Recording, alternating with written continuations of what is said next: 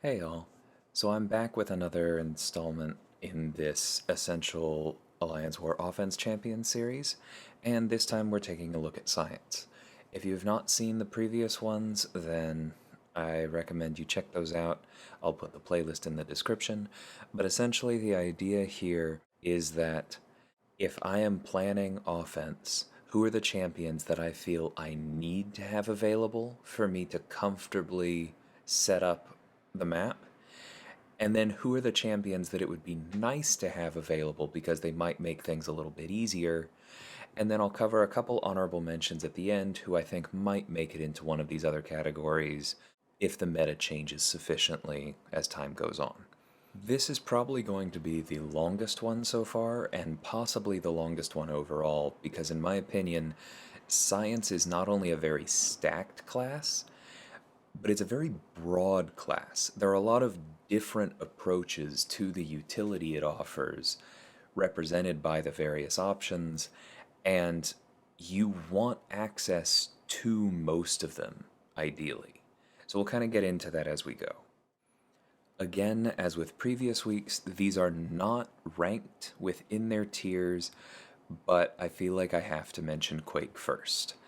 I mean, Kabam spent a whole season putting true focus on the boss island specifically to stop us from using mostly her, because come on, it didn't really stop Ghost.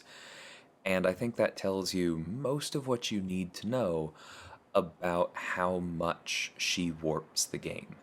The ability to get through fights without the opponent ever gaining power, without you ever landing a hit, and turning off abilities that come along the way. It's a pretty ridiculous package, and I personally think it probably needs to be adjusted at some point, especially if she's going to come out as a 6-star. But that's kind of beside the point here. Really, what you need to take away from this is that an endgame battle group right now probably wants at least two, maybe three people, because she's not always going to be needed in the same place, who you consider your competent Quakers.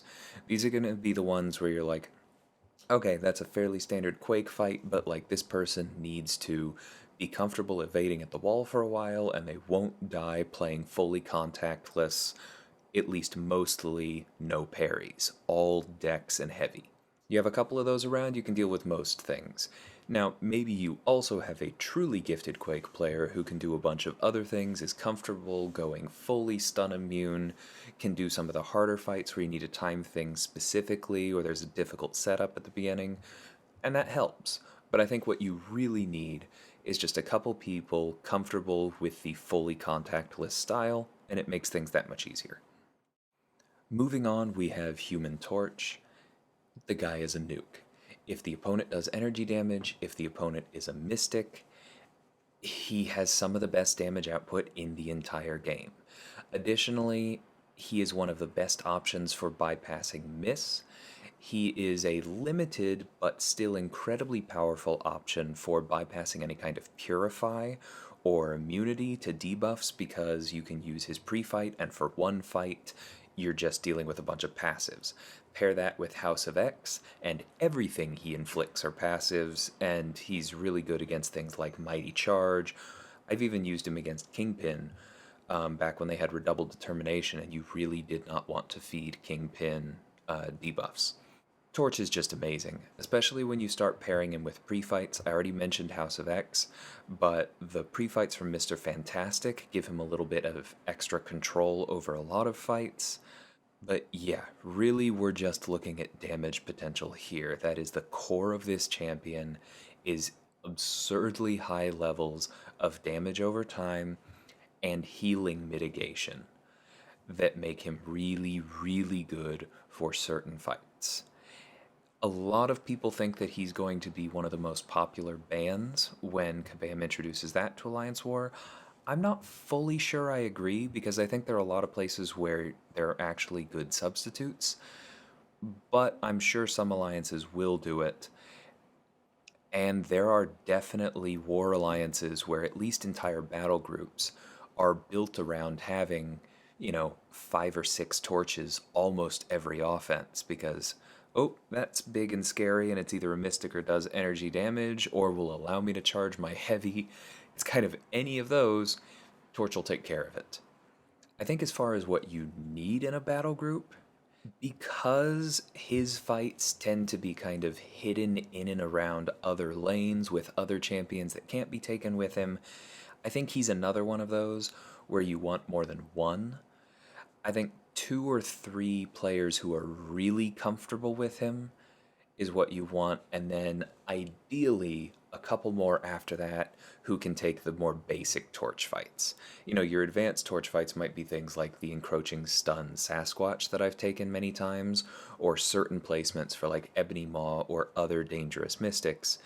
But there are some where the game plan with torch is essentially parry medium, light, medium until they fall over.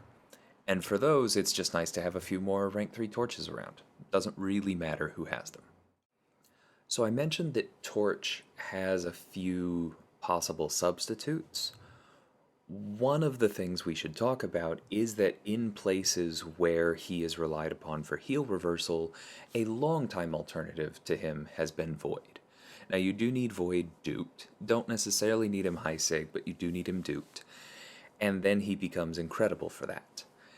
He also has incredible power control when there's active ability power gain, like Mystic Dispersion or something like that. And he has that really, really consistent damage over time. He's not going to peak as high as Torch, but he was one of the leading options for Thing bosses for a very long time because he was just constantly doing damage. It also is not energy damage, so you'll see Void used quite a bit for someone like Bishop. It's direct damage. It gets past resistances and that kind of thing. Void is a classic. He has a very high health pool. He's great for healing and power control, like we said. He can even kind of be used as an evade counter, but I don't really suggest that. And then there's just that consistent damage over time. However, he's kind of the old guard in this corner of the science roster. And there are a number of champions that have taken over some of his best uses that I think are different enough that you also want to have them.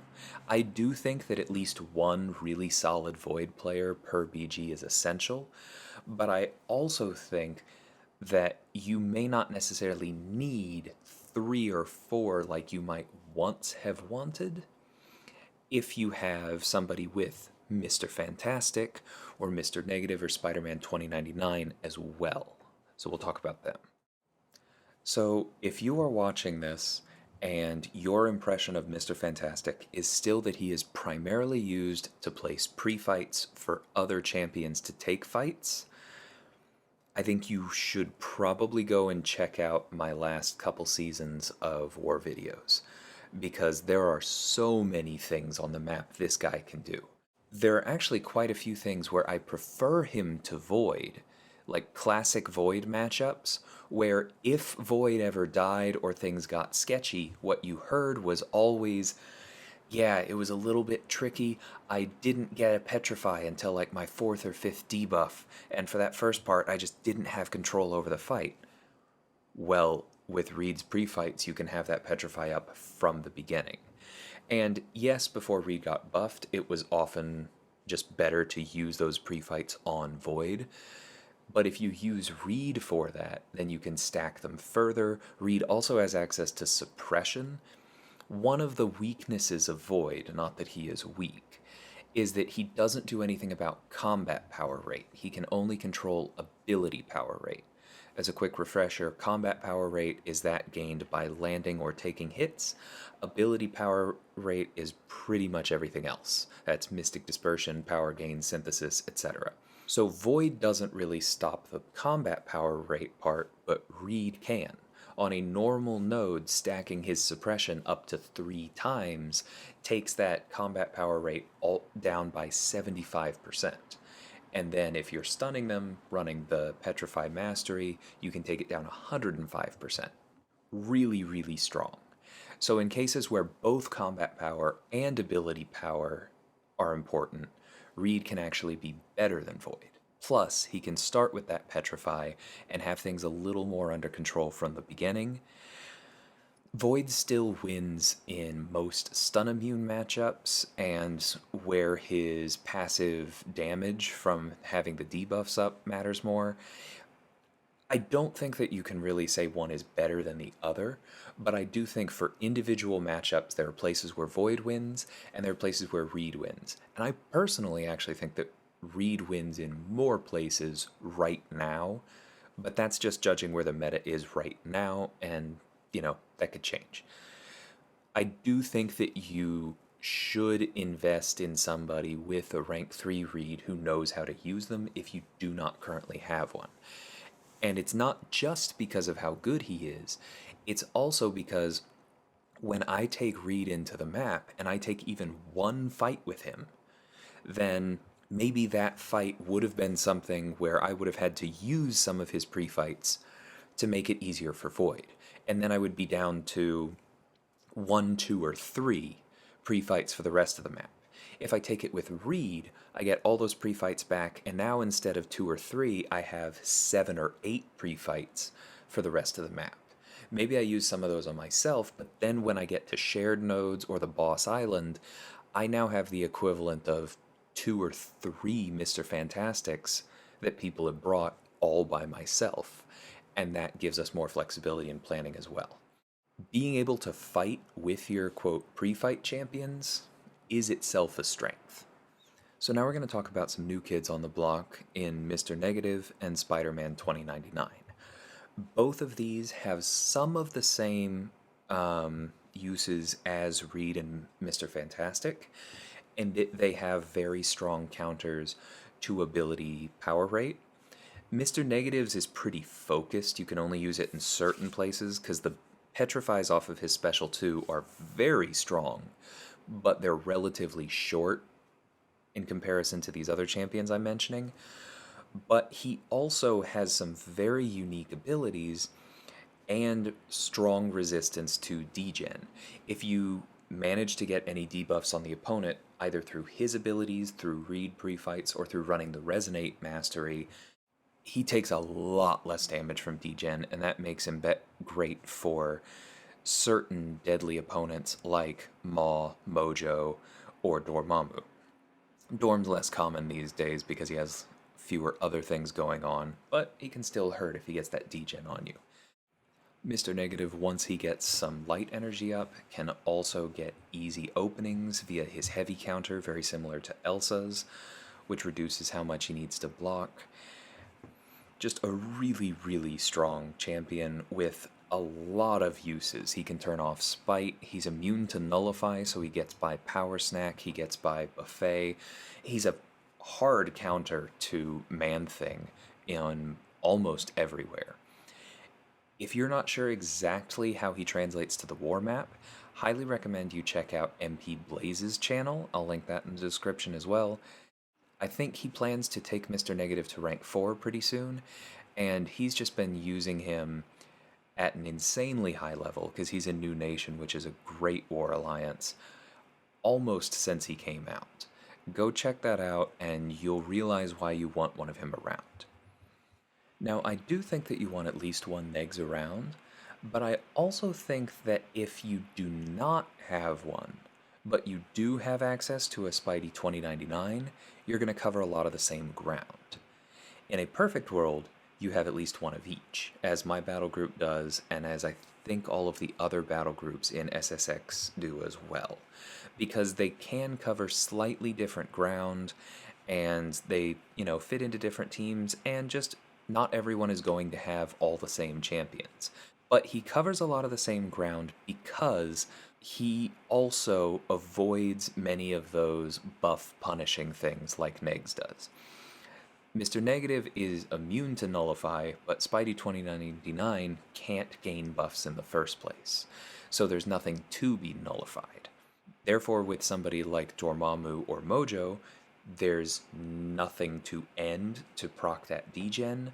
For Mystics in general, no buff can ever end to cause Mystic Dispersion, which in and of itself is an incredibly powerful form of effective power control. Because if you haven't played in high tier war and you are not used to running into mystics that are running 5 out of 5 points in Mystic Dispersion, then you don't truly understand yet just how crazy that interaction can be. When you dex once, you hit them, and then between the hit that you just landed and the dex expiring, maybe you just baited out their special, and that's why you dexed, and now they have a special again, basically, after you landed 2 hits because of Mystic Dispersion. It can very easily get out of hand if you're not using the right counters, and Spidey 2099 completely avoids it.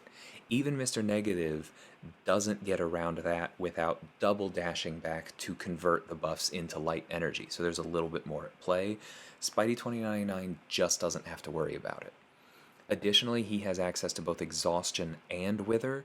Both reduce ability power gain rate.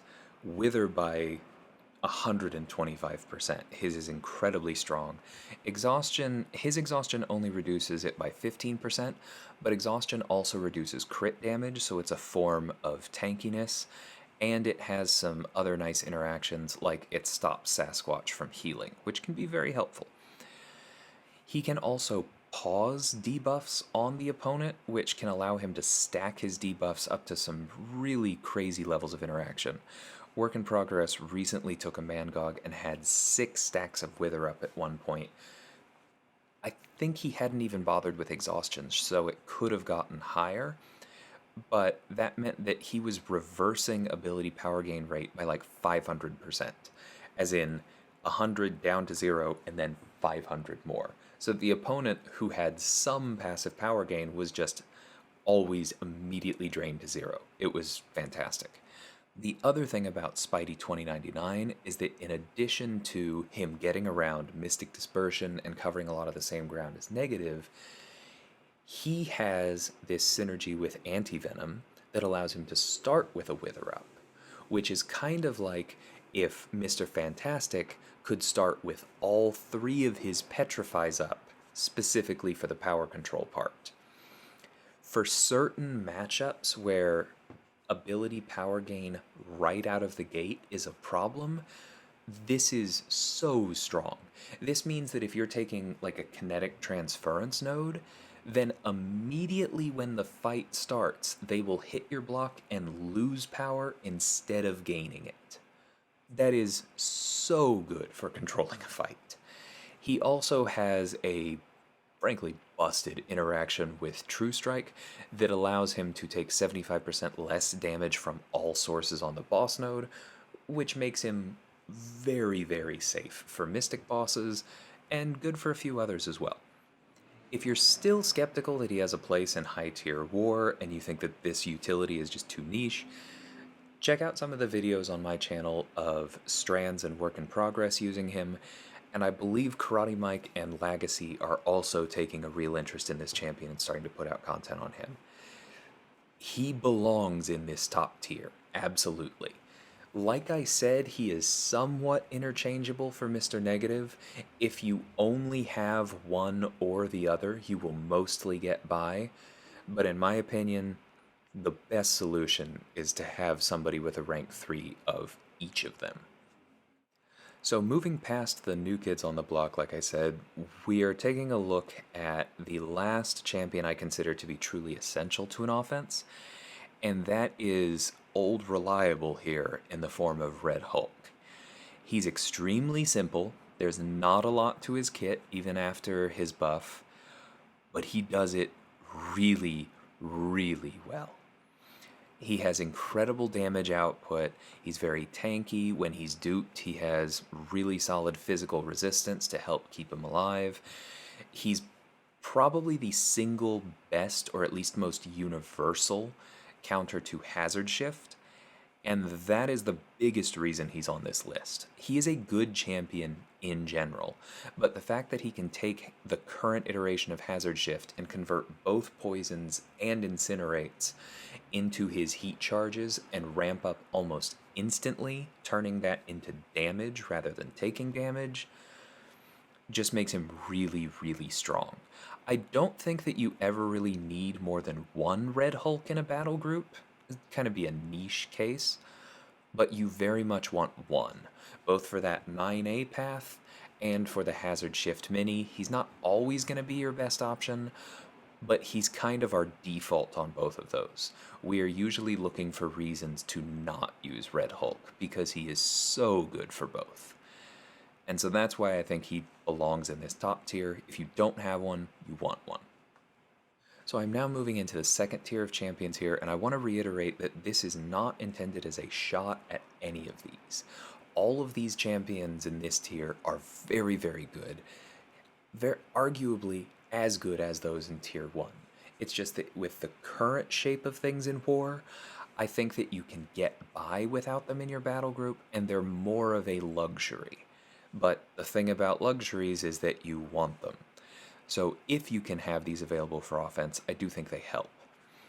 Now, one useful thing who I think is woefully underrated on offense is his ability to cheese the strike counter fury nodes by just letting the opponent build up furies, and then if you have a Sig 200 thing at 20 rock stacks, every time you block protection procs and you take no damage.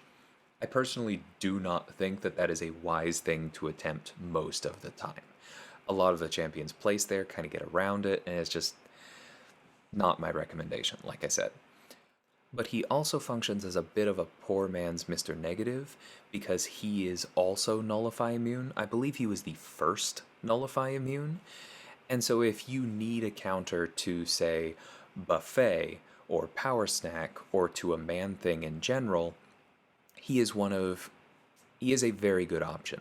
He has some drawbacks there, especially in the case of Man-Thing, because he does still gain buffs that then end, and therefore he can trigger more Mystic Dispersion than somebody like Nags or 2099. But he can still work for some of those places, just maybe not some of the more complicated power gain ones. He also has two big advantages over both of those. He is bleed immune and he is armor break immune. And that means that we have used him a couple times on path 4B for those build up unblockable nodes, where if you get a certain number of debuffs on you, the defender goes unblockable until you get rid of them. He's not always the best option there, but as I mentioned, he can work for Man-Thing if you don't have a Negs available.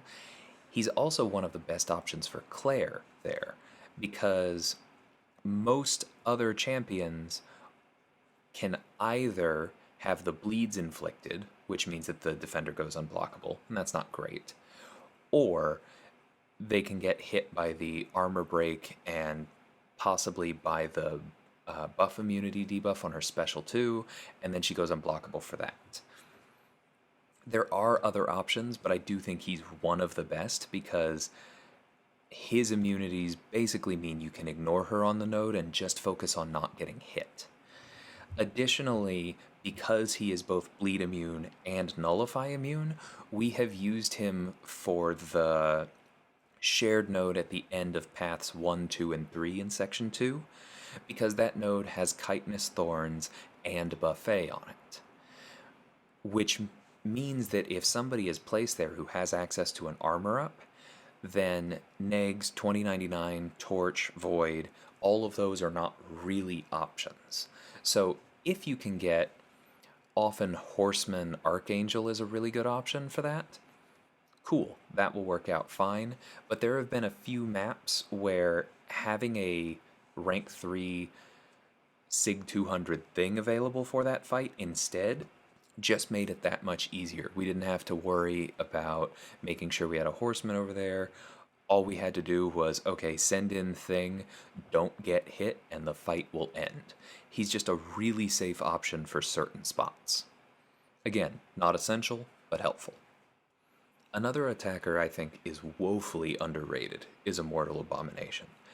I think a large part of that is because when he came out, there were a couple nodes on defense that were borderline broken for him, and so he was just always thrown there, and we didn't really investigate him when he was new to the meta. That does happen from time to time. But I do think he absolutely has a place in offense. He does have access to Petrify, he does have access to Weakness. Both of those can come up, especially the Petrify, because it turns off Doom's aura.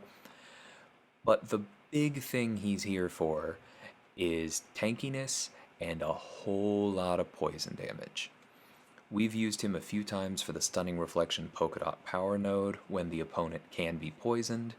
He turns off the stun shield, he does tons of damage to them, he has access to that acid burn, he's constantly healing via willpower from those poisons he puts on himself.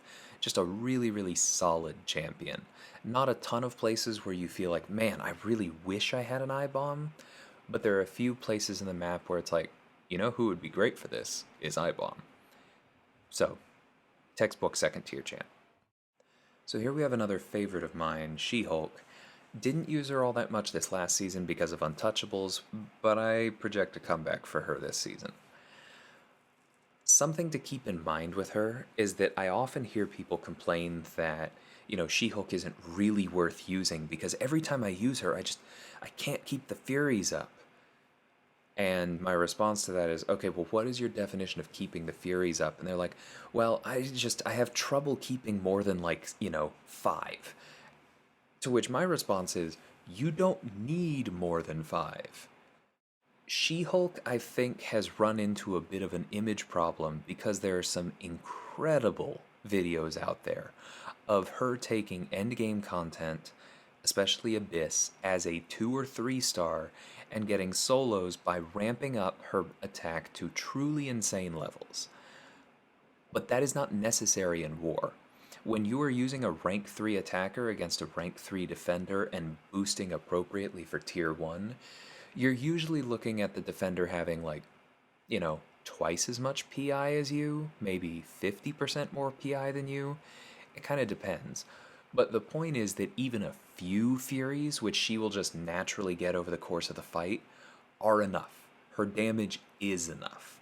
The reason that you would use She-Hulk, in my opinion, is for the very powerful slow on her heavy. She's one of the earliest slow champions, and she's still one of the best in my opinion. She has that strong Petrify on her special too. Not quite as good at ability power control as some of these champions earlier on the list, but still usable, because she also has the exhaustion on her special 1, which does a little bit of the same thing.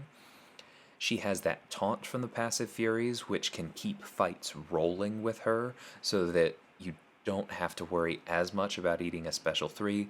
It's not a guarantee, but I've definitely seen it come in handy. And then the other thing that I think she doesn't get used for enough is actually her dupe. A high sig She-Hulk is my favorite counter for Spider-Ham. Also one of the best counters for Void, because when she gets those troublesome debuffs on her, like the power stings from spam or literally anything against Void, because she's fighting a science champion, she just needs to land a few hits to purify those, and then they're gone and she can move on. Very strong ability in certain matchups. Again, she's in this tier 2, so I don't think that you need her, but I'm very happy to have a couple floating around our battle group, and those that aren't duped, I look forward to the day when they are. So here we have another old reliable in Captain America Infinity War. This dude is just a workhorse.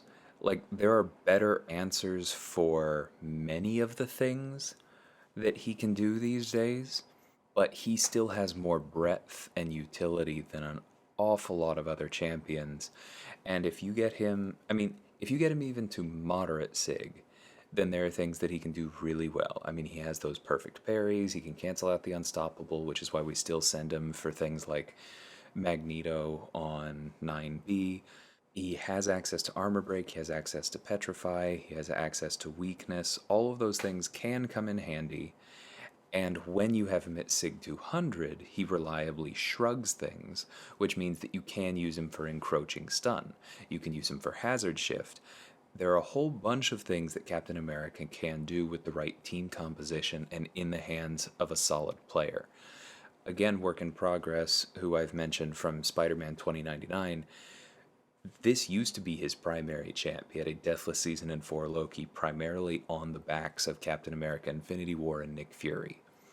I think he's fallen off a little bit because we have more dedicated answers, but he's still very, very good. And if you have a skilled Captain America player who knows how to use him at high sig and can build the team appropriately, it's definitely worth having around. Now, moving on to the honorable mention unproven category here, I think that Red Guardian is kind of a textbook here because he has an extremely important piece of utility. You heard me talk about how great it was that Spider-Man 2099 can't get buffs because it allows him to bypass Mystic Dispersion, it makes him great against Mojo, etc., etc. Additionally, Slow was so great for She-Hulk, and Red Guardian has great access to Slow, right? The problem is just that the kit doesn't keep up. He has so much trouble maintaining damage, and so while I've seen some really cool fights with him, most people are just not feasibly or safely able to get reasonable results out of him against tier 1 defenders. Like, he still has that utility. He still can be used as a slow option. He can be used as a way to hard shut off buffs and get by certain mystics. But especially after you lose that first trauma and his shield goes back into cooldown, and God forbid if the second trauma doesn't kill them and the shield goes into an even longer cooldown, it's not that he's useless or doesn't have utility, but it just feels to me like trying to make an outdated solution work, when these days you probably have better options.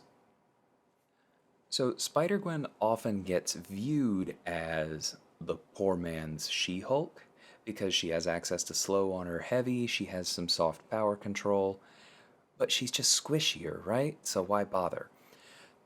But to me, she falls more on the unproven side of this, because I really do think she has a lot of potential.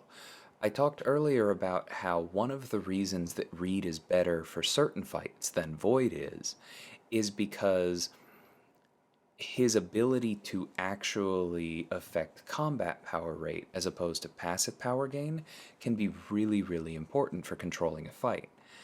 Now, She-Hulk does have a taunt, which is a form of power control, but Spider-Gwen has access to Enervate, which is, if you're dealing with just combat power rate, actually a harder shutdown.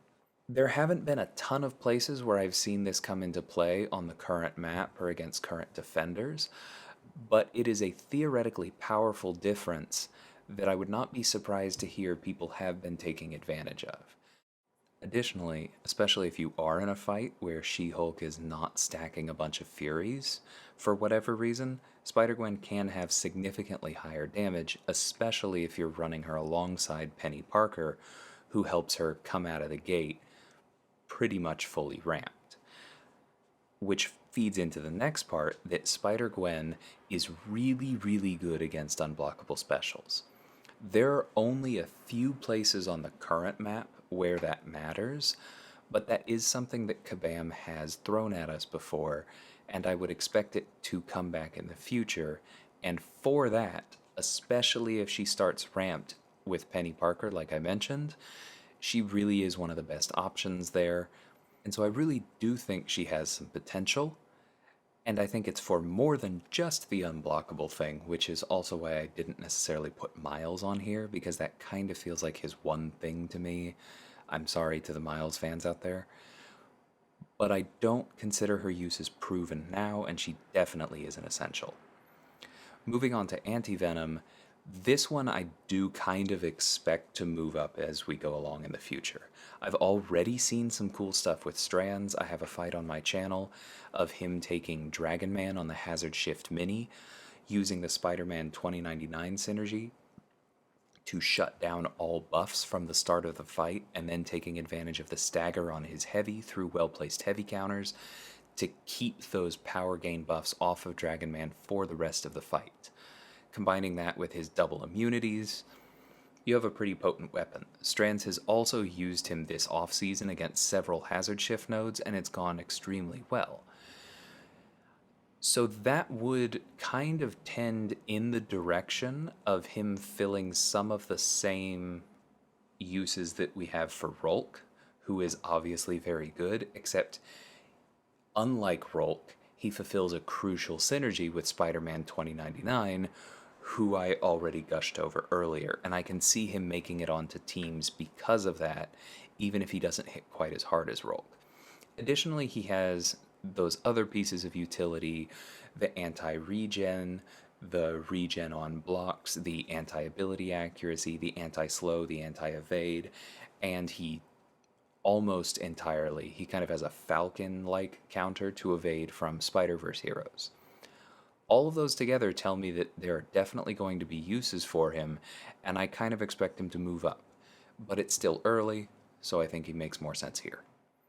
So overall, as you can tell by where we are in this video, Science is a really complicated class with a lot of good stuff going on, and I arguably left out a number of champions even from this long list that could be used in places. I mentioned Miles. Looking right here at mine, it's possible that Luke could be used in places. It's just a really deep class. But I think the thing to come away from it with is that it is a strong class that you can feel good about delving into with some of those side champions. But if you are trying to organize rank ups for a battle group, then that top group of Torch, Quake, Void, Reed, Rolk, and either Negs or Spider-Man 2099, ideally both, is where you want to focus first. Hope you guys found this helpful. I do plan to get back on this and come out with the skill video pretty soon. This has just been kind of a hectic week for me. But if you guys want to make sure you catch that, then please consider subscribing, and I will catch y'all next time. Take care.